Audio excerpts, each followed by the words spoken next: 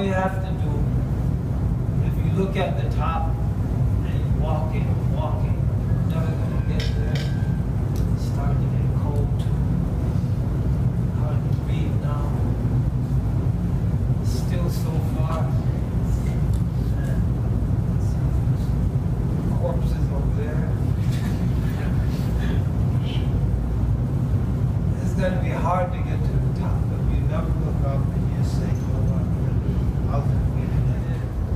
you're never going to get there. So just take it one day at a time. Do what you have to do on the day that Allah places you in. Give that day its full right. When tomorrow comes, give tomorrow its full right. And 30 days, you'll be on top of it. Evening at a time. So we'll stop here, open it up for discussions, questions, preferably discussion. Hopefully we put a little food for thought out there. Didn't cause indigestion. So, ahlan wa sahlan wa marhaban. That analogy you used with Everest was giving each day its due. Giving each day its rights. And accomplishing that means accomplishing it. Alhamdulillah, that's something that I should be looking into. So. Before I was a Muslim, I have a cousin. He was very successful. No, Alex, right? Yeah. Alex said that, you know, he appreciated this the analogy of giving each day its due.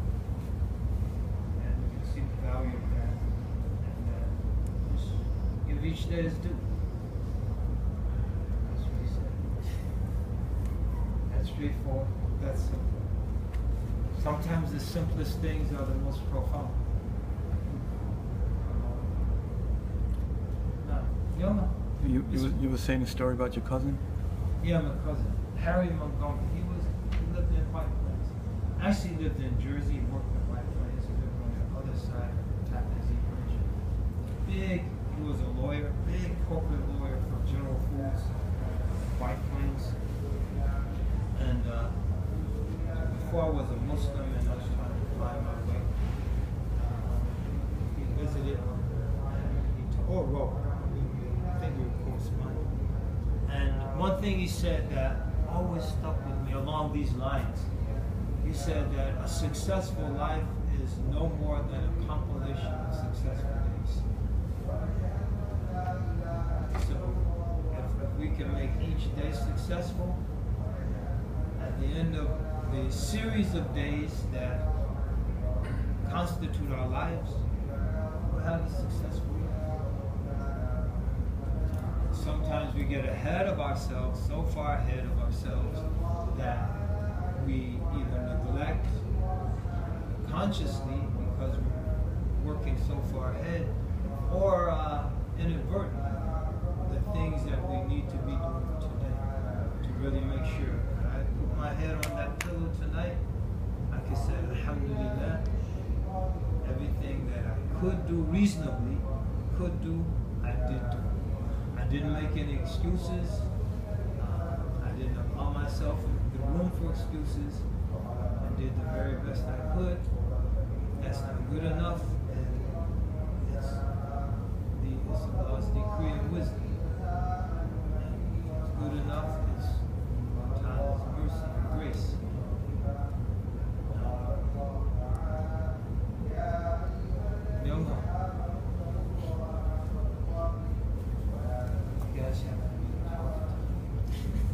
There's so much on your mind.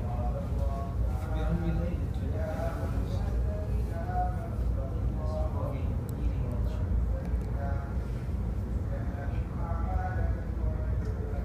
Zachary King.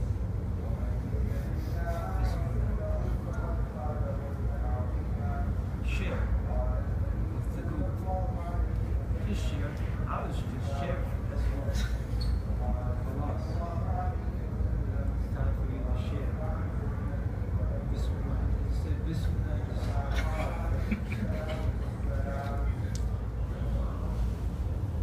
I guess trying to create things that I guess will help try to address like issues that we normally experience as difficult. Like it's true that marriage is something that's very difficult for converts.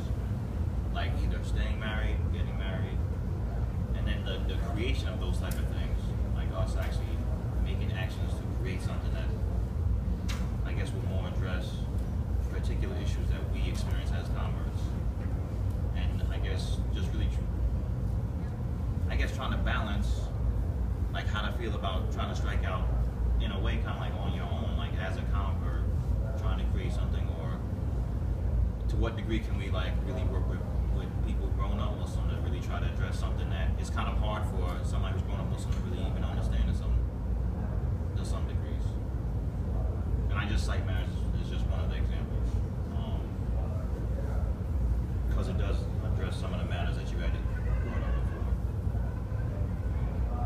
I personally, and I'd like to hear what others have to say. I think number one, definitely, we need a convert movement, because the critical mass to really effectively address many of these things requires numbers. Like, we have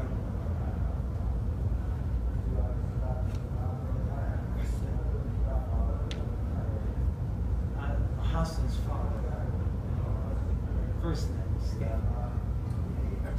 Abdul Salam here. I don't know. I guess. But what I wanted to say before is that who came through the nation of Islam, and just focus on the Islam. Let's not get into the Aqidah and the this and the that. But the nation of Islam was a converts movement. Everyone in there was a convert, and it was a movement. And because it was a movement, number one, it made it a lot easier to stay in Islam in the context of that movement. Because you had a lot of people, and you could correct me if you disagree, moving with you. It made it a lot easier to get married.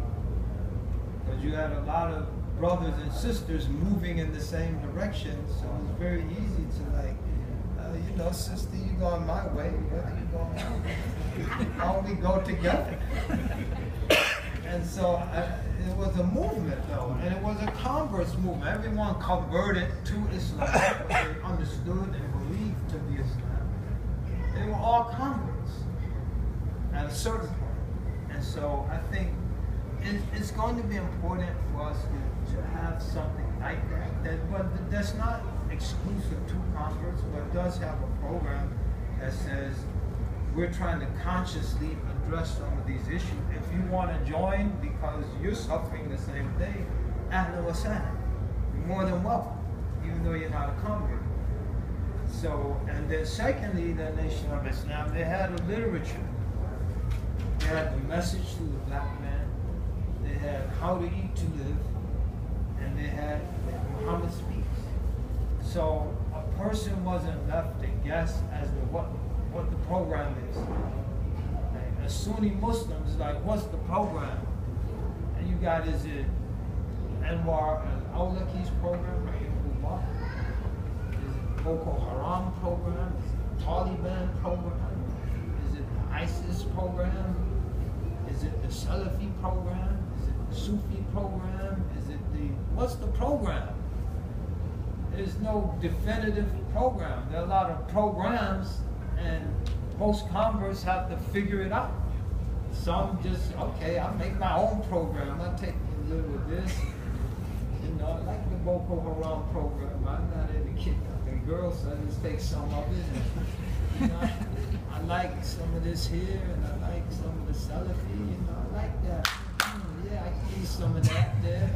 But I like the Sufis, you know. Vocalist, I like those moments. I get to exercise my vocal skills. I take some of that, but the Hadra, I don't know if I can handle that. So I take some of that. Just make our own program. But the serious point, though, we need a literature. We need some of us to really sit down and put down, based on the experience, personal experience, anecdotal experience, hard statistical evidence, some literature that can when you convert, they give you the book. Here's the American Muslim Convert book. Yeah, and it's wholesome. It's organic. Here's the book. Okay, and as you go through the book, you don't have to guess. And you're so busy with the book, these things don't even get on your radar. Things that tear us in so many, you're not on your radar, you're dealing with the book. You're on lesson 5. What lesson you on? On lesson 5 too. Can we do lesson 5 together? Brother gets lonely after he converts. Someone to do his lessons with. No, I cut you off. Well, that's just what I was going to say. What you said. Brother gets lonely doing this lesson. No, the thing I think is really a question of like, what else do we? How do we approach anything else in life? You know, there have to be a manual. There have to be something to give you guidance. Why should we think Islam is any different with a new context? You know, the point that you made out about the Nation of Islam, you know, is about, you know, giving ownership. Those who are already members were encouraged to see to it that those who were coming in gain the same thing, to be on the same page. So that was something that we have to do. And an orientation class was in place to ensure that they're going to follow the script instead of let down the book. I don't see why that's difficult in you know, these days. And that's what's lacking in most messages. There's no orientation class. You just come in, took the shahada, everybody, oh, that's the extent of it. But I think that it's understandable that fear exists, because I feel like you're teetering when you become Muslim. Like a lot of people on the submission, right? So you're like, maybe there's some direction over there, and also like pioneering, because being in America is a pioneering aspect.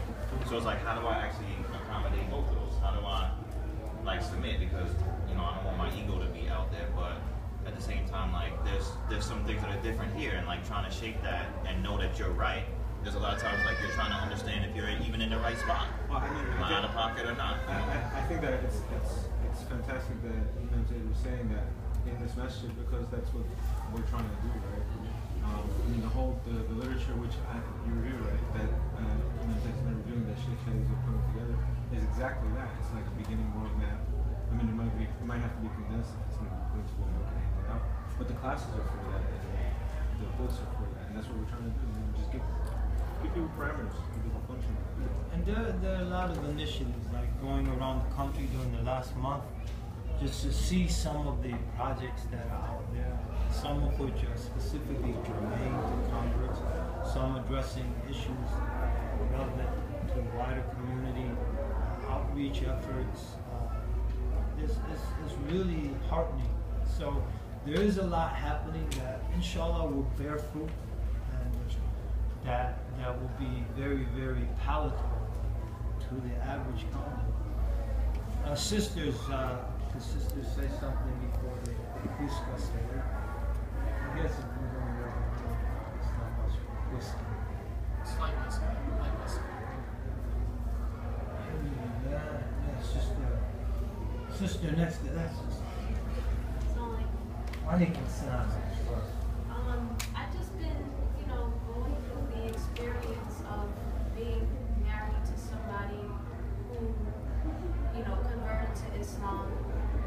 It feels like it's a challenge sometimes because my family is from Pakistan, so they don't readily accept my husband. Family's not from Pakistan. They are. Where'd you get that accent from? Where I came from here. Go ahead. So it's and then, you know, trying to you know, alhamdulillah, we're happily married, but I'm trying to learn how to interact with his non-Muslim family. You know, I want to be a part of them and meet with them and agree with them, but then I'm like isolating myself because I don't want to be around certain things, you know, the alcohol, the card playing, and things like that. So what is the balance? Balance and family reunion. go a day and have a good time. And then you say, y'all ready to visit me? If you like me, and it appears you do, because y'all just all over me, you can come to our house and we can have a good time. No alcohol, no pork.